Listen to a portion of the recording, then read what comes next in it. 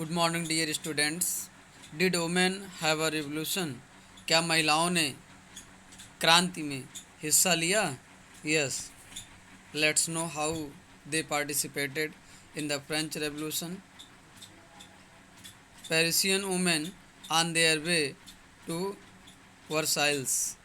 This print is one of the many pictorial representations of the events of 5 October 1789 when women marched to Versailles and brought the king back with them to Paris. From the very beginning, women were active participants in the events which brought about so many important change in French society. तो प्रारंभ से ही महिला लोग active थी क्रांति में, जो France की सोसाइटी में बहुत बड़ा और बहुत महत्वपूर्ण परिवर्तन लाया। They hope that their involvement would pressurise the revolutionary government to introduce measures to improve their lifes. महिलाओं की आशा थी कि उनके शामिल होने से वो प्रेशराइज करेंगे रेवोल्यूशनरी गवर्नमेंट को और introduce measure to improve their lifes, और बहुत सारे मेजर्स यूज किए जाएंगे उनके लाइफ्स में सुधार के लिए। Most women of the third estate had to work for a living. ज़्यादातर जो महिलाएं थर्ड स्टेट की थी वो जीविका के लिए कार्य करती थी। दे वर्ड एज ए सीमेस्ट्रेस और launderesses, sold flowers, fruits and vegetable at the market. ये महिलाएं सीमेस्ट्रेस का वर्क करती थी, सिलाई कढ़ाई का काम करती थी, कपड़ा धुलने का, फूल बेचने का, फल बेचने का और सब्जी बेचने का काम करती थी मार्केट में। Or were employed as domestic servant in the houses of prosperous people, अथवा ये डोमेस्टिक सर्वेंट के रूप में काम करती थी जो धनी लोग थे उनके घरों में। Most women did not have access to education. ज़्यादातर महिलाएं पढ़ी लिखी नहीं थी। आर जॉब ट्रेनिंग, अथवा उनको कोई जॉब ट्रेनिंग नहीं मिली थी। Only daughters of nobles or wealthier members of the third estate could study at a convent. तो जो महिलाएं धनी परिवार से संबंधित थी या थर्ड स्टेट के जो वेल्थियर पीपल थे या नोबल्स फैमिली से थे, उन्हीं को स्टडी के लिए अलाउ था, वो कॉन्वेंट में पढ़ती थी।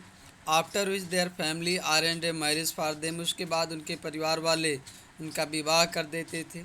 Working women had also to care for their families. जो वर्किंग वुमेन थी, जो काम करने वाली महिलाएं थी, वो अपने परिवार की भी देखभाल करती थी। डेड इज कुक, जो इस तरह से हेल्प करती थी, भोजन बनाती थी, पानी भरती थी, fetch water, Q up for bread, और ब्रेड के लिए लाइन भी लगाती थी। And look after the children, और बच्चों की देखभाल भी करती थी। There base were lower than those of man, उनके जो बेस थे वो पुरुषों से कम थे। In order to discuss and voice their interest, women started their own political clubs and newspapers. तो अपने इंटरेस्ट को उठाने के लिए, डिस्कशन करने के लिए महिला लोग भी अपना पॉलिटिकल क्लब और न्यूज़पेपर इशू किए। About 60 women's club came up in different French societies. तो अलग अलग French societies in different French cities, तो अलग अलग फ्रेंच के शहरों में 60 वोमेंस क्लब इस्टेब्लिश किए गए। The society of revolutionary and republican women was the most famous of them. इसमें से जो मोस्ट फेमस था द सोसाइटी ऑफ रेवोल्यूशनरी और republican women was the most famous of them.